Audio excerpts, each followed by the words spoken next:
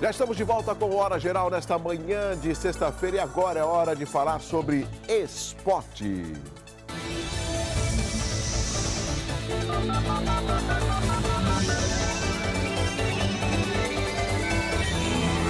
Com gol de Leandro Damião, o Santos venceu o Bahia na Vila Belmiro por 1-0 na noite de ontem. O resultado deu ao Peixe o posto de melhor equipe do segundo turno do Brasileiro e aproximou a equipe do G4. Após a 27ª rodada, o Alvinegro chegou a 42 pontos e subiu para o 7º lugar, estando a 4 do Grêmio, o quarto colocado. Já o Tricolor, com 30 pontos, caiu para o 16º posto, segundo o primeiro fora da zona de rebaixamento. E o próximo jogo será contra o Criciúma no estádio Heriberto Russi, no domingo, às 6h30 da tarde. Vamos lá, Peixe. Bom, quem está aqui no nosso estúdio vai conversar com a gente é o doutor Joaquim Guimarães Neto, que é cirurgião bariátrico. Doutor Joaquim, tudo bem? Tudo bem. Mas é tempo retornado aqui, Hora Geral. Estava sumido aqui. Bom, eu estou para ver um médico que viaja tanto para congressos, para se especializar como o doutor Joaquim. Isso faz parte da profissão, né, doutor? A gente tem que sempre correr atrás das informações, né? E medicina é uma coisa muito dinâmica, né? Então é necessário que a gente sempre esteja atualizado para a gente poder praticar isso em prol do paciente, né? Acho que o último congresso, se não me engano, foi agora no meio do ano que o senhor esteve, né? O último congresso agora foi em Montreal, o Congresso Mundial de Cirurgia Bariátrica. Quer dizer, esses congressos, até aproveitando essa pergunta inicial, como o doutor falou, acabam trazendo até as novidades que possam ser implementadas para a redução da obesidade, por exemplo. O que de novo tem que ainda não chegou no Brasil ou está chegando timidamente, que o senhor pode até já antecipar para os nossos telespectadores? Existem algumas técnicas cirúrgicas, por exemplo, para a cirurgia de obesidade, que hoje em dia vêm se consolidando como benefício do paciente em situações específicas, por exemplo, né? Hoje em dia a gente sabe, por exemplo, que não existe só uma cirurgia para a redução da obesidade. Existem vários tipos de cirurgia e cada cirurgia se encaixa mais em um perfil de paciente, né? Outras novidades que a gente tem em relação ao congresso, principalmente na área de pesquisa em relação à própria obesidade. Nesse último congresso, por exemplo, a gente presenciou uma pesquisa no qual a gente começou a descobrir que as mulheres obesas, por exemplo, independente da genética dela, pelo fato dela estar obesa durante a gravidez, ela parece transmitir isso para o filho. Então, veja bem, se a mulher... É bem interessante. Se a mulher está obesa durante a gravidez, existe uma chance maior desse filho ser obeso, independente da genética dela, por exemplo, né? Agora, o fator dela ser obesa durante a gravidez envolve o quê? Talvez a preocupação que a mãe tem que se alimentar mais porque ela está gerando um filho, fatores hormonais, o que pode contribuir para essa obesidade durante a gravidez, por exemplo? É um conjunto de fatores, né? Não é um único fator. Talvez, assim, o fato dela estar, durante a gravidez, mais sedentária, por exemplo, mudar o hábito alimentar, né? São todos fatores que contribuem para, às vezes, ela aumentar o peso, né? Por isso que, muitas vezes, o ginecologista, o obstetra que está acompanhando esse pré-natal, insiste muito com a mãe em não ganhar peso. E agora ainda existe um fator ainda mais importante, né? Que soma-se a outros fatores, que é essa possibilidade de transmissão para o feto. Agora, doutor Joaquim, um outro aspecto que a gente tem observado muito, e já discutimos em outras entrevistas, mas eu vejo que isso não muda. Nós observamos que a população, de uma maneira geral, ela passou a ter um poder aquisitivo maior. Não tanto a quanto ela gostaria, mas ela passou a comer melhor. E o que é comer melhor? É comer em quantidade, é comer mais frituras, é poder frequentar mais os fast foods, as comidas por quilo? Ou será que comer melhor é comer com qualidade? E eu sempre julgo que a boa alimentação é a que custa menos se comparada a essas redes. Isso que você falou tem sentido, né? As pesquisas mostram que paralela ao aumento de poder aquisitivo da população, existe um aumento do número de pacientes obesos, mediante a isso, né? Então, países que têm um poder de aquisitivo maior têm uma chance maior em ter uma população mais obesa em comparado àqueles países que têm um nível de desenvolvimento menor.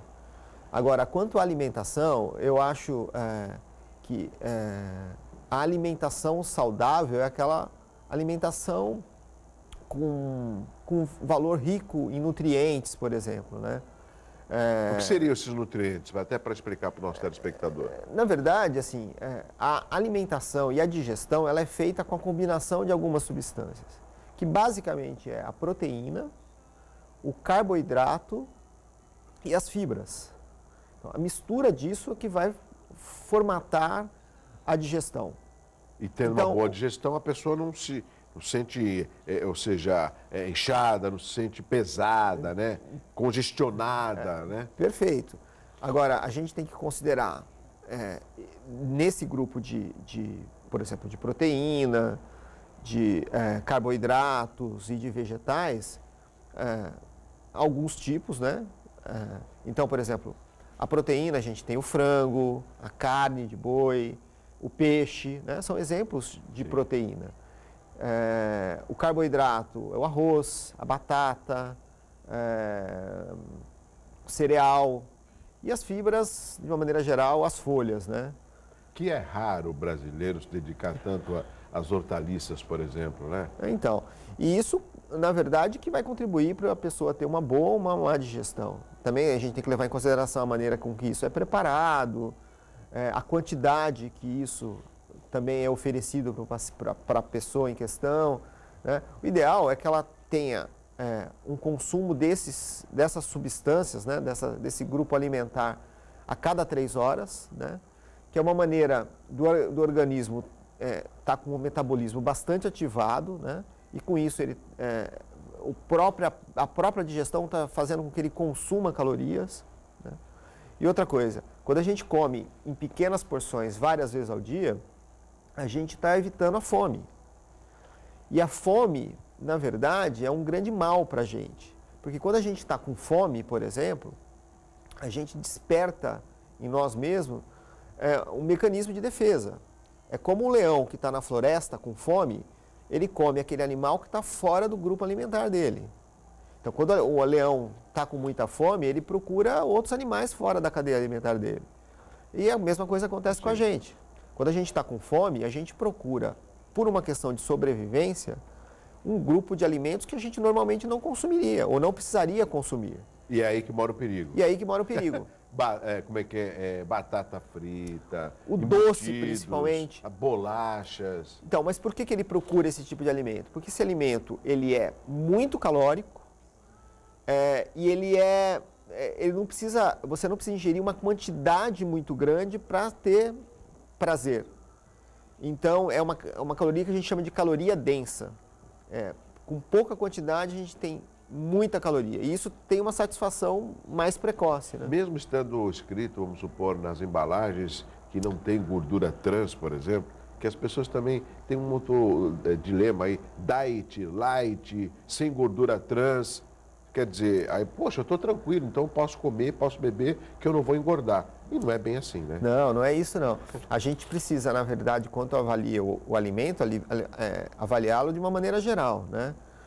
Por exemplo, muitas pessoas não sabem, mas, por exemplo, às vezes alguns alimentos diets, que são alimentos que têm pouca concentração de açúcar, ou nenhuma concentração de açúcar, eles, para manter o gosto, eles têm que ser colocado nesse preparo desse alimento algumas substâncias que fazem com que o valor calórico desse alimento seja muito grande, seja maior do que o alimento respectivo com açúcar, por exemplo. Isso no diet? O diet o light seria com menor calorias. Tá, menor. E o diet? O diet sem o açúcar. O problema é que, às vezes, para manter o gosto daquela substância diet, quer dizer, aquela substância sem açúcar, a gente tem que acrescentar algumas outras substâncias que aumentam muito o valor calórico dessas Por exemplo, o refrigerante Diet, por que ele é tão doce? É até doce demais, que nos causa no paladar essa dúvida. Poxa, se é Diet, por que é tão doce assim?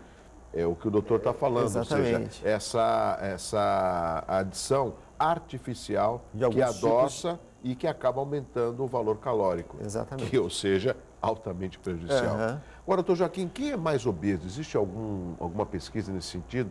É mais obeso o homem ou mais obesa a mulher? A gente tem um número maior de obesos na população feminina. Quase 2 pessoas para uma. Então, existe um índice maior de mulheres obesas do que homens, realmente. O problema só que a obesidade masculina, geralmente é uma obesidade mais perigosa do que a feminina. Ela está relacionada com problemas associados mais frequentes do que a mulher. Por exemplo, a mulher obesa, quais são os riscos que a obesidade pode provocar que não provocaria tanto ao homem? Não, ao contrário. O homem teria mais do que a mulher. Ah, é? O homem, por exemplo, ele teria mais... Problemas cardíacos, Exatamente. diabetes. Problemas cardiovasculares. É mais frequente no homem do que na mulher. Então, a obesidade do homem geralmente tem uma comorbidade mais acentuada em relação à mulher. Agora, eu observo também, doutor, já tem perguntas pelo 3041-6777, já vou repassá-las, que os nossos idosos da terceira idade, que muitos estão chegando à quarta idade, também estão obesos. Uma grande, às vezes a gente encontra assim, uma senhorinha, né, bem miudinha, magrinha, mas é raro. Eu observo muito os idosos obesos. Esse também nos deveria ser um alerta com relação à obesidade na terceira idade? Sim, a obesidade ela atinge a pessoa Todas as faixas etárias. Nas diferentes faixas etárias, né? E na obesidade não é diferente. O grande problema é que, pelo fato da pessoa ter uma certa idade, ela já tem as consequências, as limitações físicas da própria idade. Juntando-se o fato de ter uma obesidade, provavelmente isso vai acentuar, né? Como os problemas osteomusculares, né? As artroses, as limitações, né? E isso acaba sendo importante para que o indivíduo cada vez mais fique recluso, por exemplo, dentro de casa. Para o seguinte, são 7h39, vou fazer um rápido intervalo até para que a gente possa voltar rapidinho na sequência as perguntas pelo 3041-6777. Estamos conversando com o Dr. Joaquim, ele que é cirurgião bariátrico e vai responder as perguntas dos nossos telespectadores depois do intervalo. Eu volto já com Hora Geral.